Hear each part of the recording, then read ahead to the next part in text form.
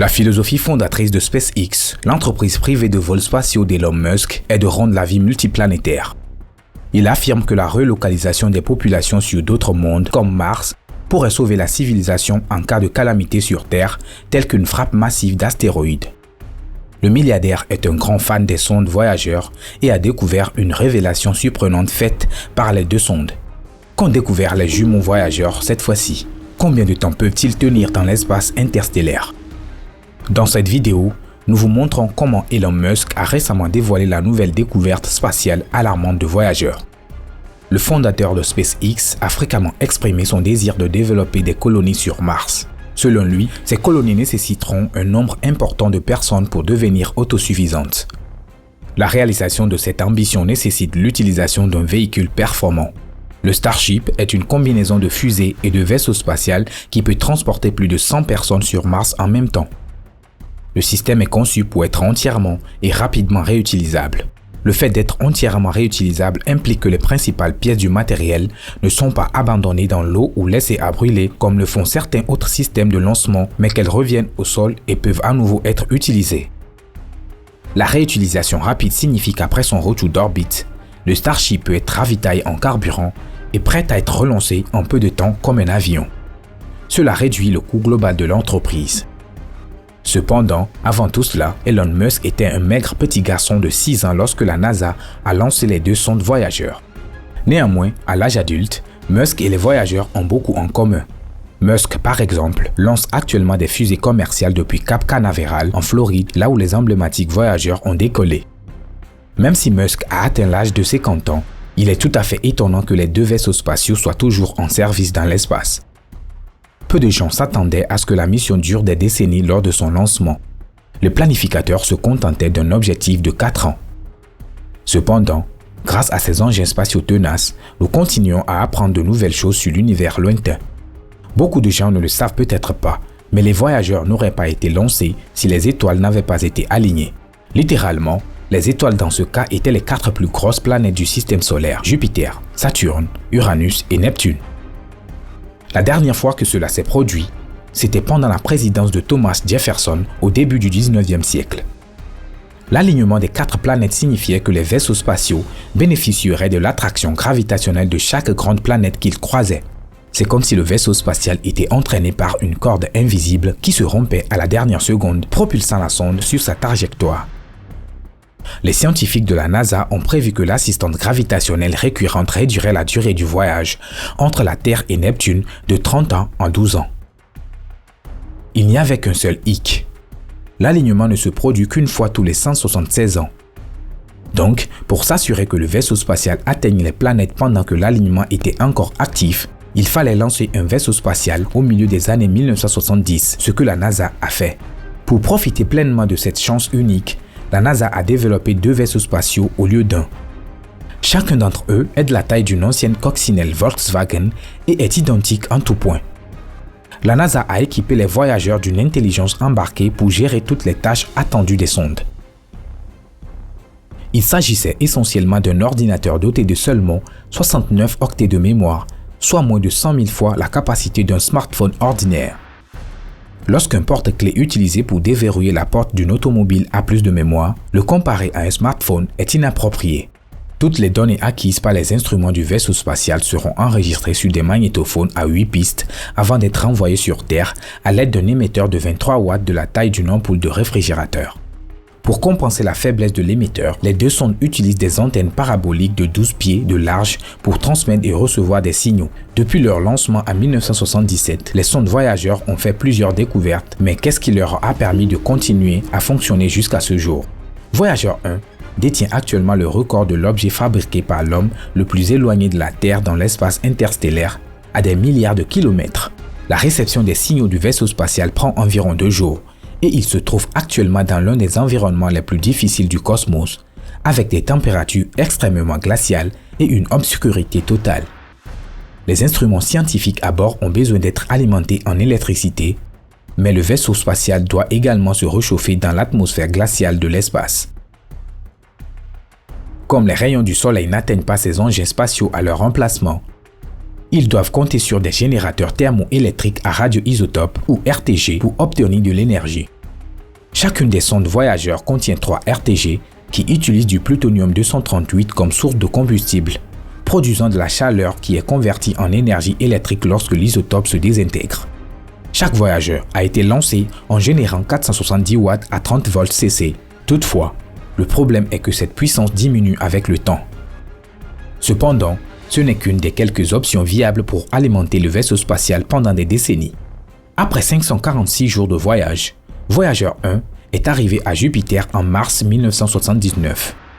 Voyager 2 a en fait été lancé quelques semaines avant Voyager 1 et a pris un chemin différent, arrivant en juillet de la même année. Les 2 vaisseaux spatiaux ont été construits pour fournir une base solide à leur caméra Vidicon, qui utilisait des filtres rouges, verts et bleus pour générer des images en couleur. Lorsqu'ils se déplacent dans l'espace, les vaisseaux voyageurs ne tournent pas beaucoup. En fait, leur vitesse de rotation est plus de 15 fois inférieure à celle de l'aiguille des heures d'une horloge. Il s'agit d'une décision de conception délibérée visant à réduire le risque d'images floues. Voyager 1 a commencé à diffuser des images de Jupiter alors qu'il se trouvait encore 3 ou 4 mois de la planète et la netteté et les détails étaient remarquables. Les images de la Lune de Jupiter ont totalement surpris les astronomes en raison de leur aspect brillant inattendu. Avant les voyages, on supposait que toutes les lunes du système solaire, comme la Lune de la Terre, seraient plus ou moins semblables.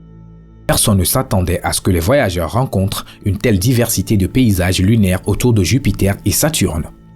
Alors qu'elle se trouvait à plus d'1 million de kilomètres de Jupiter, l'un de ses équipements, le système de détection de particules chargées à base d'énergie, LECP, a capté ce que les scientifiques ont cru être des signaux étranges.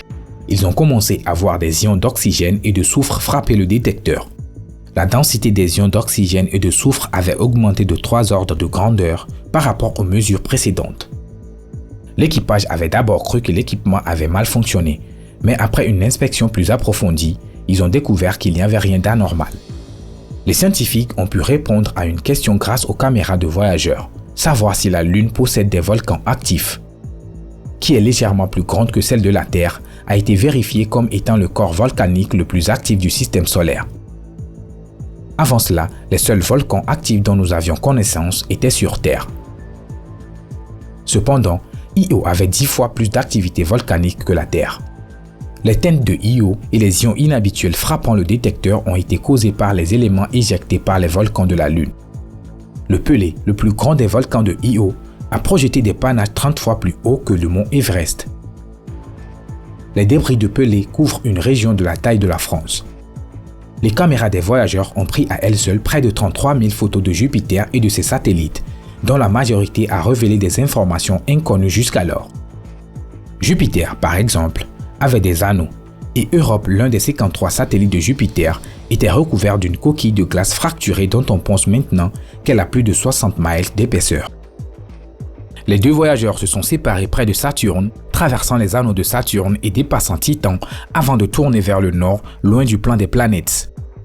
Voyager 2 s'est ensuite dirigé vers Uranus-Neptune, où il a découvert 10 nouvelles lunes et ajouté Uranus à la liste croissante des mondes à anneaux. 3 ans plus tard, Voyager 2 atteignait 2980 miles au-dessus de Neptune lorsqu'il enregistrait le vent le plus rapide jamais enregistré dans le système solaire, soit 1000 miles par heure. Il a également identifié Triton, la plus grosse lune de Neptune, comme l'un des endroits les plus froids du système solaire, avec une température de surface pouvant atteindre moins de 235 degrés Celsius. À 8 km dans l'atmosphère, un volcan de glace a éjecté de l'azote gazeux et des particules en poudre.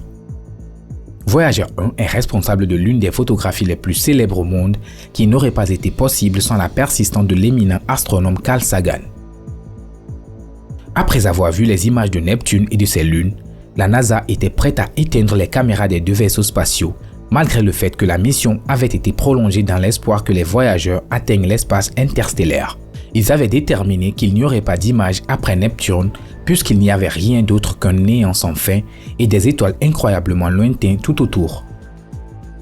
Sagan, quant à lui, a fait appel à la NASA pour que Voyager 1 livre une dernière série de photographies. Le jour de la Saint-Valentin 1990, grâce à sa persuasion, le vaisseau spatial a pointé sa caméra vers la Terre et a pris 60 photos finales. La plus frappante d'entre elles était le point bleu pâle, qui capturait la Terre à une distance de 3,8 milliards de kilomètres. Cette image reste la représentation la plus éloignée de notre planète jamais capturée, enveloppée par un seul rayon de soleil réfléchi par l'optique de la caméra. Notre planète est à peine visible sur la photographie, elle n'occupe même pas un pixel complet. Les voyageurs sont toujours en communication avec le centre de contrôle, mais ils s'éloignent de 3 à 4 secondes-lumière par jour. Le réseau de l'espace profond de la NASA, qui comprend 3 complexes de surveillance placés autour de la Terre, permet aux scientifiques de communiquer avec eux. Les 2 explorateurs ont maintenant traversé l'héliopause alors qu'ils poursuivent leur périple hors du système solaire. Voyager 1 est passé en août 2012, tandis que Voyager 2 l'a fait plus de 6 ans plus tard. Cependant, les 2 engins spatiaux peuvent encore surprendre leurs opérateurs. Par exemple, au début de l'année, la NASA a découvert que Voyager 1 renvoyait des données inattendues. Le système d'articulation et de contrôle d'attitude, ou AACS, de la sonde régit l'orientation du vaisseau spatial, l'alignement de son antenne à haut gain vers la Terre et les mouvements d'attitude. Or, le système AACS a renvoyé des données qui, selon les experts de la NASA, ne reflètent pas exactement ce qui se passe à bord de Voyager. Ils ne sont même pas sûrs que ces données aient été créées au hasard. Malgré son âge, la NASA maintient que Voyager 1 fonctionne bien dans l'ensemble. C'est pourquoi l'équipage en charge du vaisseau spatial surveille attentivement les signaux pour établir si les données erronées proviennent directement de l'AACS ou d'un autre système chargé de créer et de relayer les données des télémétries. Ils pourront peut-être résoudre le problème par une mise à jour du logiciel. Les vaisseaux spatiaux voyageurs continueront à naviguer dans l'espace et seront là bien après la disparition des humains. Partagez vos réflexions sur les voyageurs dans la section des commentaires ci-dessous.